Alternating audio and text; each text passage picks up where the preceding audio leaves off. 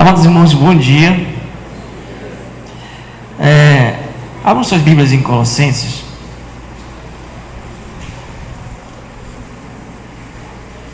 Epístola de Paulo aos Colossenses.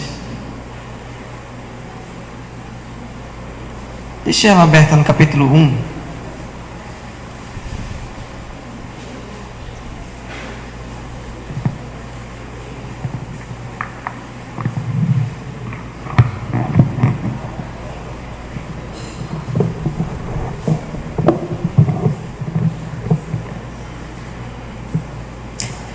Eu disse para o pastor agora há pouco: pastor, você já fez a introdução da minha mensagem.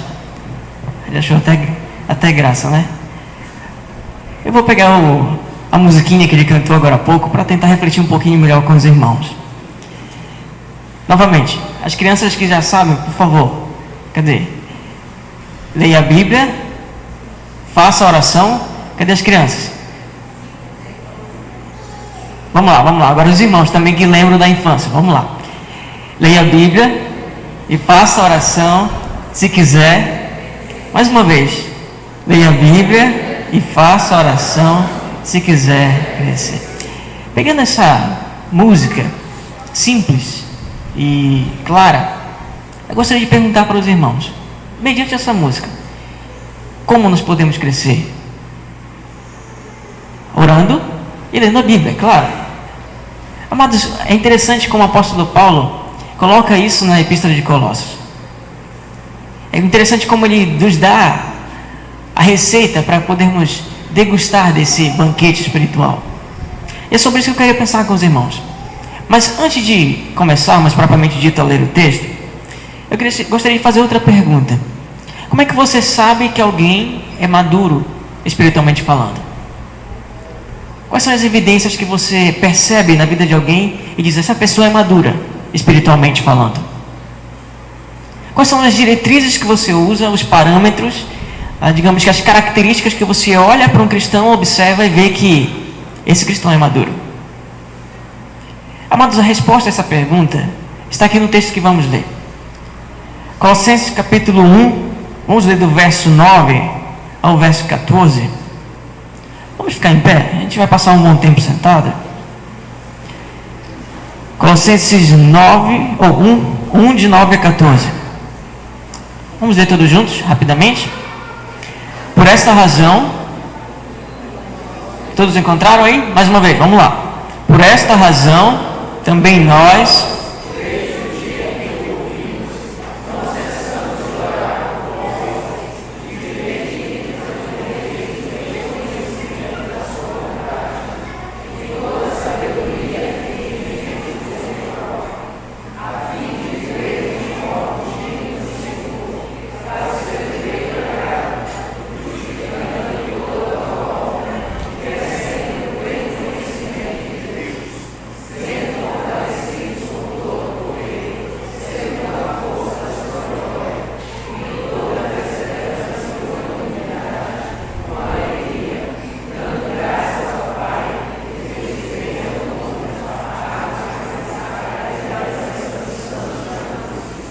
Ele nos libertou do império das trevas e nos transportou para o reino do Filho do seu amor, no qual temos a redenção, a remissão.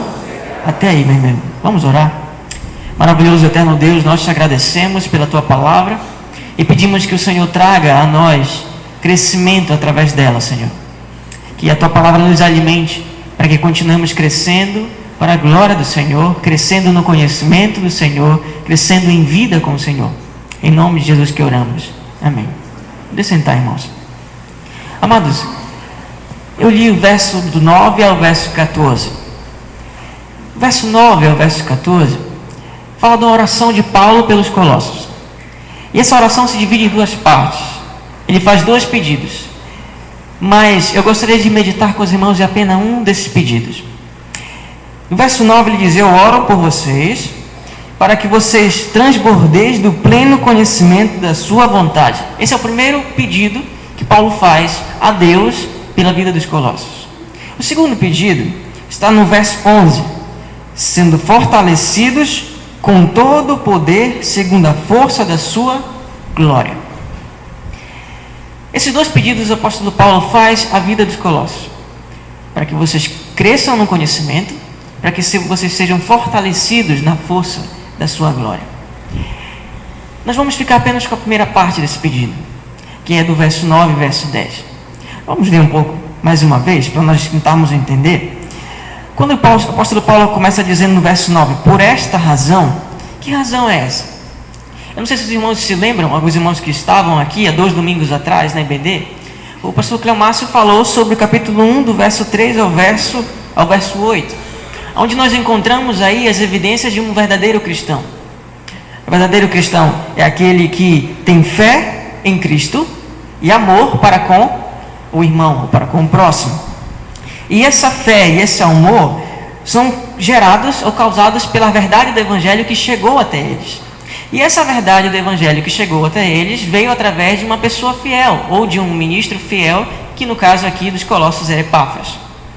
Mediante isso, sabendo que os colossos têm fé e têm amor, porque creram no verdadeiro Evangelho através de um fiel ministro, então, baseado nisso, o apóstolo Paulo diz, por esta razão, porque eu sei que a vida de vocês, na vida de vocês há evidência de fé e de amor, eu oro, pedindo ao Senhor, que transbordeis do pleno conhecimento da sua vontade.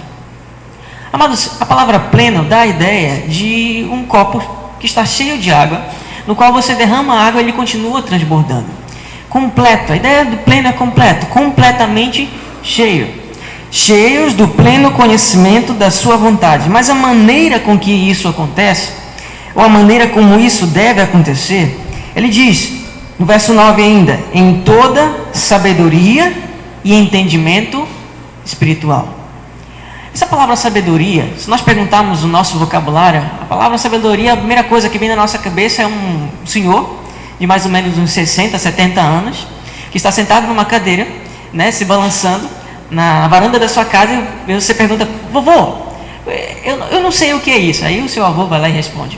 A ideia de sabedoria que nós temos é a ideia de uma pessoa idosa, né, que já viveu muitos dias e que tem muita experiência de vida.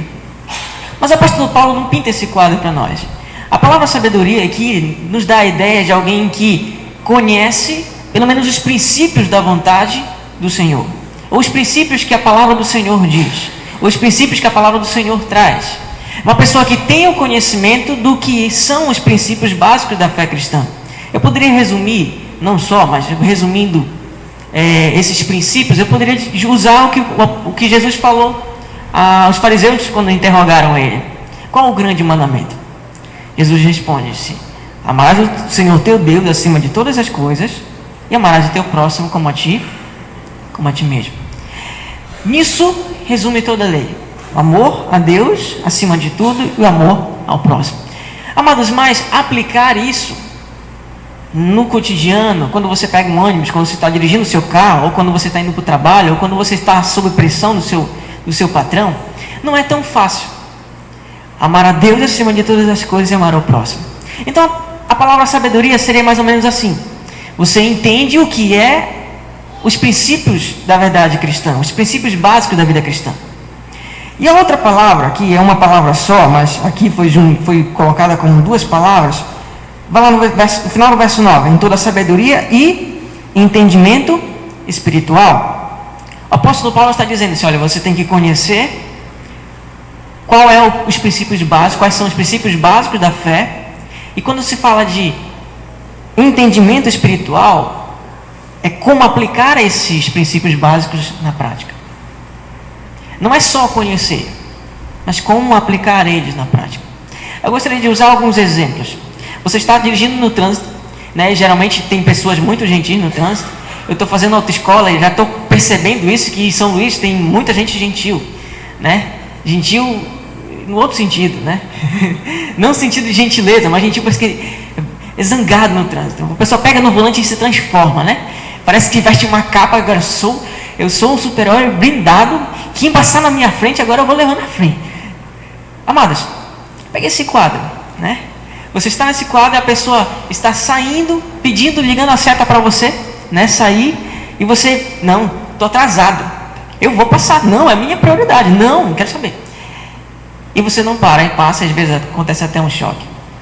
Ou então, pegando o exemplo do trânsito novamente, você está ali na sua mão, né, dirigindo, feliz da vida, e vem uma pessoa muito alegre também, e digamos que com um dia muito bom, e atravessa a sua frente, do nada, né? E você pega um susto, para e diz: Deus te abençoe. Não é isso que acontece? Não é geralmente? Não? Davi? É assim? Não é não, né? Amados, eu sei que não é muito fácil nós dirigirmos essa lei, eu sei que não é muito fácil, mas é interessante que eu queria pegar esse exemplo para mostrar para os irmãos que nós, como cristãos, nós conhecemos o que é amor a Deus acima de todas as coisas e amor ao próximo, mas na hora de aplicar, nós dificilmente às vezes conseguimos, não é verdade? Por isso nós cantamos a musiquinha: leia a Bíblia e faça oração se você quiser crescer. A oração do apóstolo Paulo pelo povo de Colossos era: Senhor, dai conhecimento a eles, sabedoria, para que eles possam aplicar essa sabedoria na prática, em suas vidas, no dia a dia. Então nós precisamos de quê? Orarmos pela igreja. E nós precisamos o quê? Ler a Bíblia, conhecer as verdades, e além de conhecer essas verdades, pô-las em prática. Existem imensas situações, inúmeras situações em que nós podemos, através desses princípios cristãos, aplicar esses princípios cristãos na prática. E é nisso que nós percebemos quem é maduro.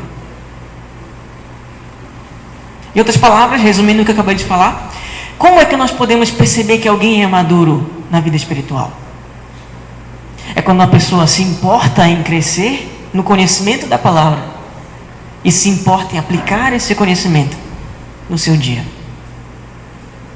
Amados, o conteúdo bíblico, ele não se limita aqui, na hora que nós estamos falando, os irmãos estão ouvindo, ou na hora que nós estamos estudando. O conhecimento bíblico é vivo, ele é visível na nossa vida. E é nisso que é vista a maturidade cristã. Eu conheço, eu aprendo, pratico. Então, resumindo, uma pessoa madura espiritualmente é uma pessoa que procura viver as verdades de Cristo no seu dia. Lembra do velhinho? Ele pode sim ser maduro espiritualmente, mas também um adolescente pode ser, uma criança, um jovem, um adulto. Uma pessoa que começou a vida cristã domingo passado, ele pode dar início à sua maturidade quando ele compreende as verdades e passa a aplicá-las na sua vida. Amados, verso 10 diz: a fim de viverdes de modo digno do Senhor. É interessante. O pastor Clamácio falou 2 domingos atrás no EBD que o início da vida cristã está em ouvir o Evangelho e atender esse Evangelho, ter Cristo como Senhor e amando o irmão. Amados, viver de modo digno também do Senhor é viver aplicando essa palavra em sua vida. Ser digno é viver a vida aplicando as verdades bíblicas no seu dia a dia. Verso 10 continua: para o seu inteiro agrado. Uma pessoa madura, em outras palavras, o apóstolo Paulo está nos dizendo, uma pessoa que é digna da presença do Senhor, e uma pessoa que também agrada ao Senhor. Por quê? Porque ela faz valer o quê?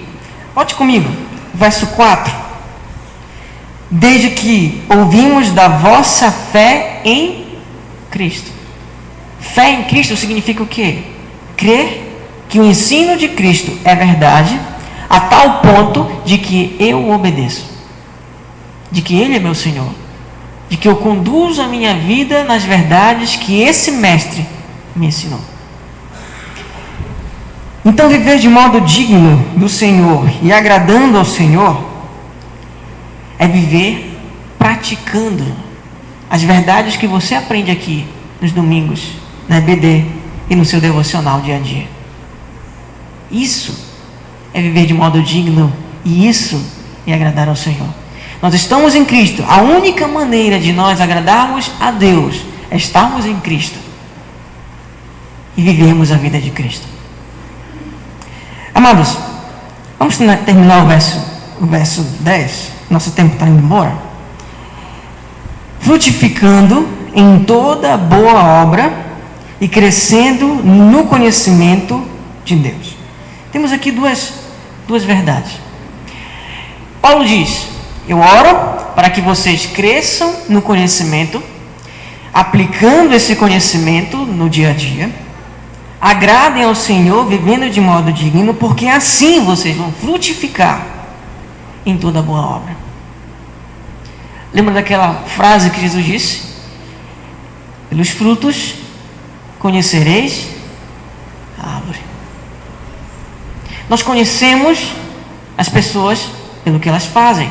Lógico, irmãos, essa analogia não deve ser levada, digamos, integralmente falando em todas as coisas. Imagine só, se você acerta, você é crente. Se você erra, você não é.